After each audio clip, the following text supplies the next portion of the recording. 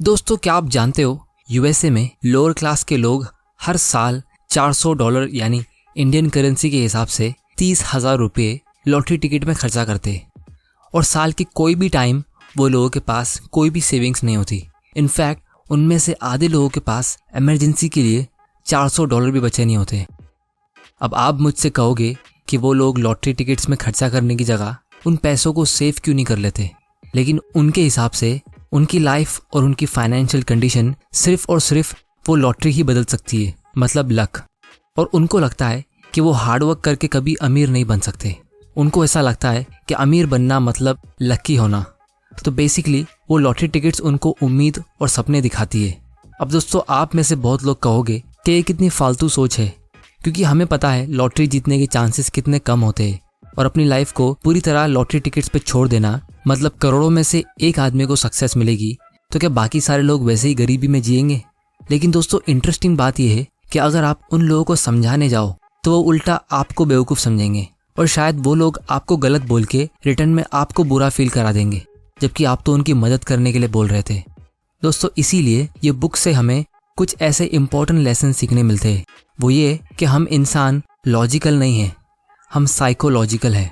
क्योंकि दोस्तों, सबको यही लगता है कि आज की तारीख में वो एकदम परफेक्ट फैसला ले रहे हैं अपनी लाइफ के लिए, लेकिन फिर भी जब कुछ साल गुजर जाते हैं और जब लोग पीछे पलट कर देखते हैं तो वो यही सोचते कि काश उन्होंने कुछ ऐसा कर लिया होता तो उनकी लाइफ कुछ और होती। और दोस्तों, जब बात फाइनेंशियल डिसीजंस की आती है तो चाहे वो अमेरिका के लोअर क्लास के इनकम वाले लोग हो या इंडिया के मिडिल क्लास या दुनिया में कोई भी अमीर इंसान, हम ज़्यादातर फैसले इमोशंस यानी जज्बात के बेसिस पर लेते हैं, जैसे डर या लालच, और फिर उसको लॉजिक से जस्टिफाई करते हैं कि हमारा फैसला लॉजिकली बिल्कुल सही है। दोस्तों, इसकी एक वजह ये होती है कि हमें कुछ चीज़ें कुछ सालों बाद सीखने मिलती है जो हमें पहले सीख लेनी चाहिए थी। इसीलिए दोस्तों, आज मैं कुछ ऐसे इंपॉर्टेंट लेसन्स इस बुक से शेयर करने वाला हूँ जो हमारी साइकोलॉजी और माइंडसेट से रिलेटेड है, जिसकी वजह से हम जाने अनजाने में गलत फैसले लेते हैं, जिसको आज सुधार कर आप जल्दी फाइनेंशियली फ्री हो सकते हो। तो दोस्तों, आगे बढ़ने से पहले अगर आप इस चैनल में नए हो तो आप इस चैनल को सब्सक्राइब कर सकते हो और बेल आइकन को प्रेस कर देना ताकि आप ऐसे इंपॉर्टेंट वीडियोस मिस ना कर दो। तो चलिए शुरू करते हैं।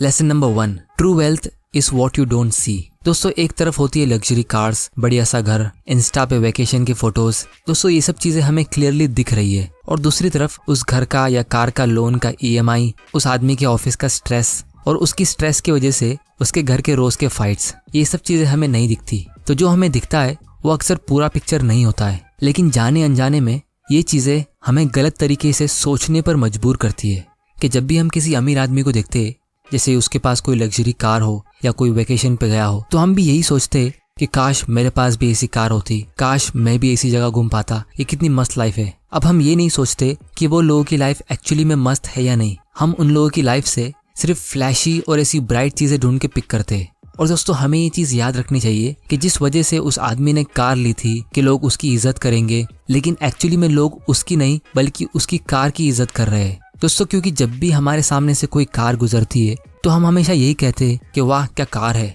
हम कभी ऐसा नहीं कहते कि वाह क्या आदमी है। और इसी वजह से लोगों के दिमाग में एक परसेप्शन बैठ गया है कि अमीर मतलब आपके पास दिखाने के लिए कुछ होना चाहिए, लेकिन रियलिटी में एक्चुअल वेल्थ वो होती है जिससे हम आज़ादी की जिंदगी जी सकते हैं। क्योंकि सबसे बड़ी और सबसे इम्पोर्टेंट चीज जिसे हम पैसे से खरीद सकते हैं तो वो है हमारा खुद का टाइम। अगर आपके पास दुनिया की सारी दौलत है लेकिन उसको एंजॉय करने का टाइम नहीं, क्योंकि आप पूरा टाइम ऑफिस में बिजी रहते हो और उस काम को आप पसंद भी नहीं करते, तो आपके इतने अमीर होने का फायदा क्या? दोस्तों, इसीलिए इस बुक के ऑथर हमें ये कहते हैं कि दूसरों को दिखाने के लिए खर्चा करना मतलब गरीब होने का सबसे सिंपल और आसान तरीका है और अमीर रहने का सबसे मुश्किल। तो अगर आप किसी आदमी के पास कोई अच्छी कार देखते हो, जैसे मान लो वो 50 लाख रुपए की है, तो आप उससे ये नहीं पता लगा सकते कि वो आदमी एक्चुअली में वेल्दी है या नहीं, लेकिन उससे हमें ये चीज जरूर पता चलती है कि उसके धन में से 50 लाख रुपए कम हो गए हैं। लेसन नंबर 2, यू पे अ प्राइस फॉर एवरीथिंग। दोस्तों, मान लो आपको एक कार खरीदनी है और उसका प्राइस है 12 लाख रुपया, तो आपके पास अभी 3 ऑप्शन है। पहला, आप 12 लाख रुपए पे कर दो। दूसरा, अगर आपको उतना खर्चा नहीं करना तो आप कोई सस्ती कार ढूंढ लो। तीसरा, किसी दूसरे आदमी की कार चुरा लो। अब दोस्तों, 99% लोग कार चुराने वाला ऑप्शन नहीं चुनेंगे, क्योंकि उन्हें पता है कि फिलहाल तो कार मिल जाएगी, लेकिन उसके बदले आगे जाके फ्यूचर्स में जो प्रॉब्लम्स होगी वो बहुत ज्यादा हो सकती है। तो उसके बेनिफिट जो हमें क्लियरली दिख रहे हैं वो उसके नुकसान से काफ़ी छोटे जो फिलहाल नहीं दिख रहे।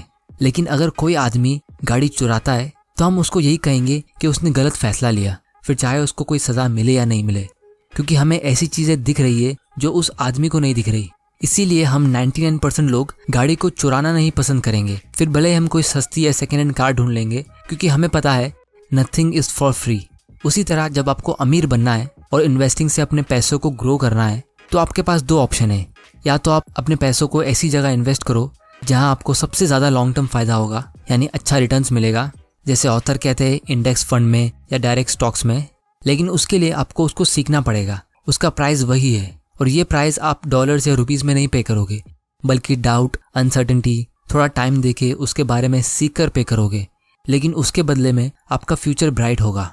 और दूसरा ऑप्शन ये है कि आप अपने पैसों को कोई सेफ जगह पर रख दो जहां आपको ज़्यादा रिटर्न्स नहीं मिलेगा, लेकिन आपके पैसे सेफ रहेंगे, जैसे बैंक एफडी में या गोल्ड में। तो उससे आपको सेफ्टी तो मिल जाएगी, लेकिन उसके बदले में आपको उतना प्रॉफिट नहीं मिलेगा और वही उसका प्राइस होगा। तो इसी तरह ये ऑप्शन में आप खराब रिटर्न्स लेकर इसका प्राइस पे करते हो। अब दोस्तों यहाँ पे सच बात यह है कि मैक्सिमम लोग ये दूसरा ऑप्शन चुनते हैं, जिसको मॉर्गन हाउसेल इस बुक के ऑथर कार चुराने वाले ऑप्शन जैसा कहते हैं। और उसका सिंपल रीज़न ये है कि बहुत से लोग अपने घर के लिए, अपने घर के डेकोरेशन के लिए, वेकेशन पे जाने के लिए, खाना खाने के लिए बहुत सारा खर्चा करते हैं, लेकिन अपने आप पर इन्वेस्ट करने के लिए इतना खर्चा नहीं करते, क्योंकि अपने आप पर इन्वेस्ट करने का प्राइस उन्हें क्लियरली दिख नहीं रहा। और उन लोगों के लिए वो दिखाने वाली चीज़ ज़्यादा इंपॉर्टेंट है, जैसे घर, गाड़ी या फिर फिक्स्ड डिपॉजिट का फिक्स्ड इंटरेस्ट। और आपके रोज़ के बोरिंग इन्वेस्टमेंट्स जैसे स्टॉक मार्केट या इंडेक्स फंड से आपको अपना फ्यूचर इतना क्लियरली दिख नहीं रहा, इसीलिए लोग ये ऑप्शन चुनते नहीं है। उसी तरह जिस तरह कार चुराने वाले को उस कार की चुराने की असली कीमत नहीं दिख रही। और दोस्तों ऑथर यहाँ पे हमें एक इम्पोर्टेंट बात कह रहे हैं कि growth is driven by compounding which always takes time, but destruction is driven by single points of failure which can happen in seconds. यानी आपके पैसे धीरे धीरे करके ग्रो होते हैं कंपाउंडिंग के थ्रू, लेकिन बर्बादी रातों रात हो सकती है। Lesson number 3, getting wealthy versus staying wealthy. दोस्तों अमीर बनने के बहुत सारे तरीके होते हैं, लेकिन गरीब होने का एक ही तरीका है, पैसों को बराबर हैंडल नहीं करना और उसको ज़्यादा से ज़्यादा खर्चा करना। और इसीलिए ऑथर हमें कहते हैं कि अमीर बनने से ज़्यादा मुश्किल अमीर रहना है, क्योंकि जब आदमी के पास पैसा नहीं होता है तो उसे कंट्रोल करने की कोई ज़रूरत नहीं है, क्योंकि उसके पास पैसा ही नहीं है। लेकिन जब आदमी के पास बहुत सारा पैसा होता है तो उसे सेल्फ कंट्रोल सीखना ही पड़ता है। इसीलिए आपको अमीर बनना और अमीर रहने के लिए अलग अलग माइंडसेट चाहिए। लेकिन अगर आप शुरुआत से ही थोड़ी बहुत सेविंग्स करके इन्वेस्ट करते हो और उसके थ्रू अमीर बनते हो, तो चांसेस है कि आपको वही माइंडसेट अमीर रखेगा। और इसीलिए आज दुनिया के 90% से भी ज़्यादा अमीर लोग सेल्फ मेड है और दुनिया के 70% से भी ज़्यादा लॉटरी विनर्स 10 साल के अंदर वापस से गरीब बन जाते हैं। तो इसीलिए आपको हमेशा एक सर्वाइवल माइंडसेट रखना चाहिए, जिसके लिए आपको 3 चीज़ों की ज़रूरत होती है। सबसे पहला, aim to be financially unbreakable, मतलब आप अपने आप को मेंटली और फाइनेंशियली इतना स्ट्रांग बना दो कि मार्केट साइकिल से आपको कुछ फर्क ही ना पड़े। जब आप रियल एस्टेट या गोल्ड में इन्वेस्ट करते हो तो आपको पता है कि इसमें भी मार्केट साइकिल्स होते हैं और इसका भी प्राइस फ्लक्चुएट होता है, और जब प्राइस गिरता है तो हम उसे बेचते नहीं है, हम और ज़्यादा खरीदते हैं। उसी तरह हमें यही लॉजिक यूज़ करना चाहिए स्टॉक मार्केट और म्यूचुअल फंड में कि आपको मार्केट साइकिल से डरना नहीं है, आपको उसे अपने बेनिफिट के लिए यूज़ करना है। दूसरा, a good plan leaves room for error, यानी आप जब भी कोई प्लानिंग करते हो तो उसमें इस बात पे भी गौर करो कि अगर वो इन्वेस्टमेंट प्लान के मुताबिक नहीं होता है तो आप क्या करोगे, यानी आपका प्लान बी क्या होगा। और इन्वेस्टिंग की दुनिया में हम इसीलिए एक पोर्टफोलियो क्रिएट करते हैं 10-15 कंपनीज का और इमरजेंसी फंड साइड में रखते हैं।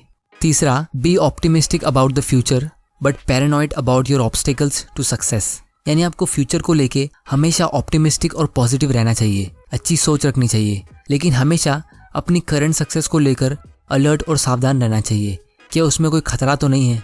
जैसे ऑथर ने हमें यहाँ पे 2 इंटरेस्टिंग एग्जाम्पल दिए। सबसे पहला, रोनाल्ड रीड का। आप ये नाम गूगल करके सर्च कर सकते हो। यह आदमी ने पूरी जिंदगी सिर्फ चौकीदारी की नौकरी की है, लेकिन उसके मरने से पहले उसके पास $8 मिलियन जमा थे, जो इंडियन करेंसी के हिसाब से लगभग 55 करोड़ रुपए होते। अब कोई आदमी छोटी मोटी नौकरी से इतने सारे पैसे कैसे जमा कर सकता है? तो उसका आंसर है सेविंग्स और इन्वेस्टिंग की आदत डाल के।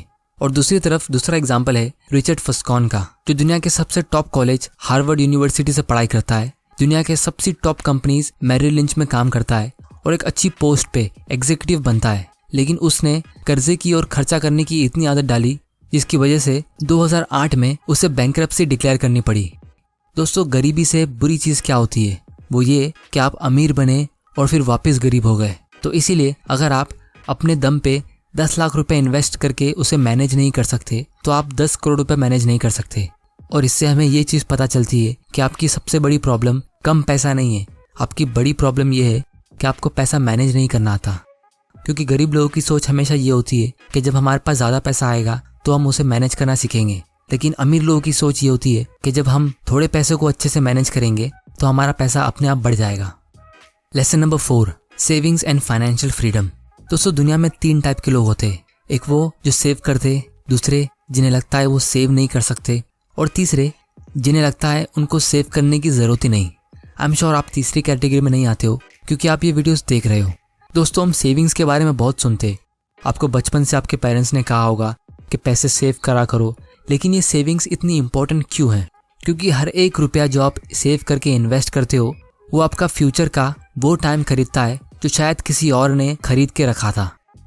तो इसीलिए ऑथर के हिसाब से अगर आपकी सैलरी कम भी हो तो भी आप अमीर बन सकते हो, लेकिन अगर आप सेविंग्स करते ही नहीं हो तो आप कभी अमीर बनोगे ही नहीं।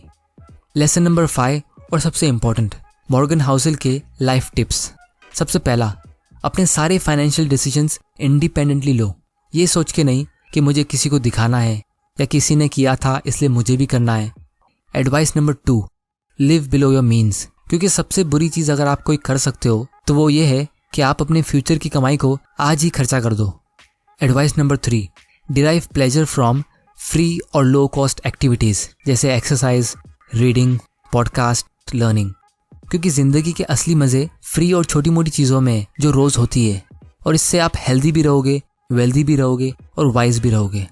Advice number 4, maintain 20% of cash as emergency. वो इसलिए क्योंकि जब भी स्टॉक मार्केट में क्रैश होता है तो आपको अपने इन्वेस्टमेंट को कम पैसे में बेचने की ज़रूरत नहीं पड़ेगी, आप अपना इमरजेंसी फंड यूज़ कर सकते हो। Advice number 5, the first rule of compounding is to never interrupt it unnecessarily. आपकी actual wealth long term investing से ही ग्रो होगी, कंपाउंडिंग के थ्रू, लेकिन उसकी कंडीशन ये है कि आप उसे बिना रोक टोक के कंपाउंड होने दो। Advice number 6, every investor should pick a strategy that has the highest odds of successfully meeting their goals. और ऑथर के हिसाब से इंडेक्स फंड लोगों के लिए सबसे बेस्ट चॉइस है। Advice number 7, 3 key elements of Housel's approach, a high savings rate, patience and long term optimism. क्योंकि दोस्तों, बहुत सारे लोग सपने देखते हैं कि उनको करोड़पति लोगों वाली लाइफ जीनी है, दुनिया में बेहतरीन जगह घूमना है, लेकिन एक्चुअली में उनके बोलने का मतलब ये होता है कि उन्हें करोड़ रुपया खर्चा करना है, जो उनकी कही हुई बात से बिल्कुल ऑपोजिट है। क्योंकि अगर आप अपना करोड़ रुपया खर्चा कर दोगे तो करोड़पति कैसे कहलाओगे? तो दोस्तों, आज की वीडियो में इतना ही। अगर आपको ये वीडियो से कुछ सीखने मिला तो इस चैनल इन्वेस्ट माइंडसेट को सब्सक्राइब कर लेना और बेल आइकन को प्रेस कर देना ताकि आप ऐसे इंपॉर्टेंट वीडियोस मिस ना कर दो। और दोस्तों, कमेंट के जरिए आप मुझे बता सकते हो कि मैं नेक्स्ट वीडियो कौन सी टॉपिक पे बनाऊं। अगर आपको ये वीडियो पसंद आया तो इसे लाइक करिए, नहीं पसंद आया तो डिसलाइक करिए। आपका वैल्यूएबल टाइम देने के लिए thank you and good bye.